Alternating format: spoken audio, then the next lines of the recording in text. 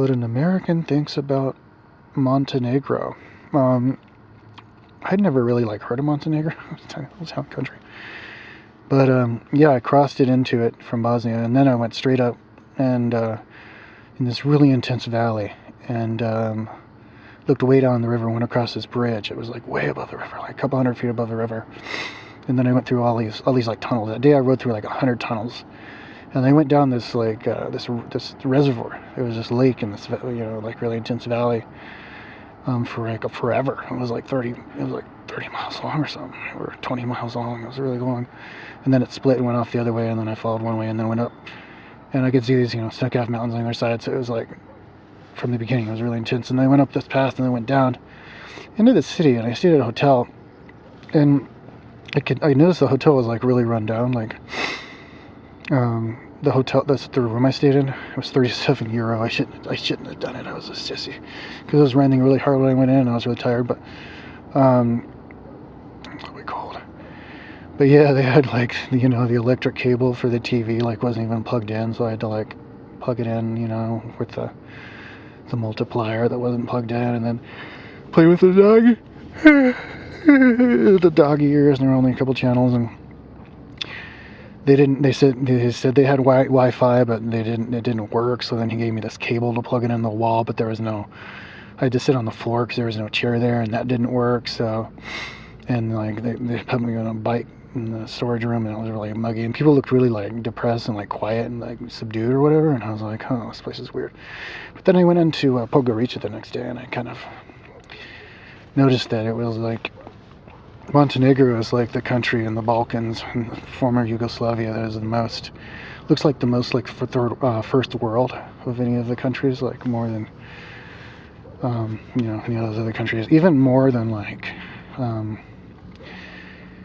Czech or anywhere since, or even probably, it seemed even more than Austria. I mean, Austria, the outskirts and the western part seemed kind of backwards just because they dress in these traditional clothes and everything. But they had the Wi-Fi in the restaurants and stuff, but I don't know, just people looked whiter, and they were dressing in really nice clothes and stylish. It might as well have been in America. I mean, yeah, their skin was a little bit more dark though. They had bone structure of the white person, but skin, it was dark, so they're really good looking. And I noticed they were really tall too. The Serbians were really tall, or I noticed were tall. But the Montenegrins were really tall. I was seeing, they're the tallest I've seen so far in Europe after the Dutch. In Dutch, every couple of minutes, if you're in a crowded place, you'll see guys who are 6'9", 6'10", girls who are 6'3", 6'4". But then Montenegro, every couple of minutes you see guys who are 6'5", 6'6", and girls who are 6'1", 6'2". All over the place, and they're fit too. Montenegrins are really fit. All the guys are totally muscular, bodybuilders, totally fit, and the women too. Well, not muscular, but really fit and hot. So it's because it's the country is totally, it's all mountains. And I saw this poster of the hostel I stayed at. It was this guy, an American guy owns it, called Steve's place, right in the center. It's all these rock climbing places there, and then they have a coast and a beach there and stuff, and lots of mountains. So it's really cheap, but I guess they just spend their time, they really relax and spend their time doing that kind of stuff, working out and rock climbing and stuff. Seemed like a mellow place, and people seem happy and stuff. Seemed really peaceful. Podgorica is really small. It's like a town. It's not like a capital city. It's like a town. If you were in America or something, you go through it, it'd just be a tiny little town. It's smaller than Boulder. 50,000. It seemed like. But it was pretty. It had it was lined with these huge mountains you could see, that were I didn't see any runs on them, but big mountains. It was you're in Colorado, and this big river going right through the middle of it, which is a really pretty river. Looked like a pristine mountain river going right through, and it was really big. And they're only a few miles from the coast where they would have beaches. So it's a beautiful setting for the city. And they have the pedestrian mall. It's a few blocks long, and then they have and then at 5 o'clock, they turn the main street into a pedestrian mall, which is a bunch of blocks long, and there's this rollerblade girl who's going up and down. So I think people go there just to walk, walking back and forth, and And I think their English was pretty good, but and I think on the road they were kind of like, wait, well, and then I stayed there, and then I went up towards Kosovo, and I went up this like hill, this like really steep, and all these switchbacks, and it rained a lot, and then went down, and then went up, kind of went straight the direct way, which was like, maybe it probably took longer because I was on like tiny little roads and switchbacks and stuff, but yeah, and then I went over and I tried to cross the border, but they didn't have that border crossing functional anymore, even though all the signs, like I saw 2 different signs pointing me that way, like as to the city that was on the Kosovo side, and then they turned it off. So that's one thing that I noticed about Montenegro, man. Just like that first city I went to that was totally run down, like that first city I went to, only one light. I only saw one light that worked. The first one I went through, there was a light, and then I went through 2 other lights that weren't even on, and people were just like treating it like a normal stop sign, waiting and then going, and which was bizarre. And then I went into the city, the capital, Podgorica, and like none of the streets had signs, none of them. I looked all over the whole city, and then none of the streets had signs.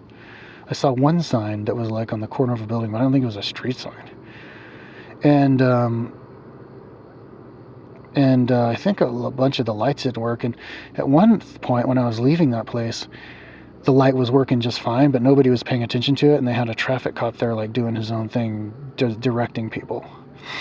And so like they don't have they're like transportation engineers or like on crack or something, or they don't even have any. It's like, it's weird. Like maybe they had the war and they haven't like gotten together at that, or they just were too laid back and to like care. Like why should we have names for the roads? Like we know where everything is. It's kind of weird. It didn't seem like there were many tourists there. There were a few tourists at the hostel I was at, but I didn't see any like walking down the road. But oh yeah, they were really nice. They seemed nice there in Podgorica. Like there's this girl serving me all this stuff in this outdoor kind of like like place where they sell pizza and like on the street pizza and like bread and sandwiches and ice cream and stuff. And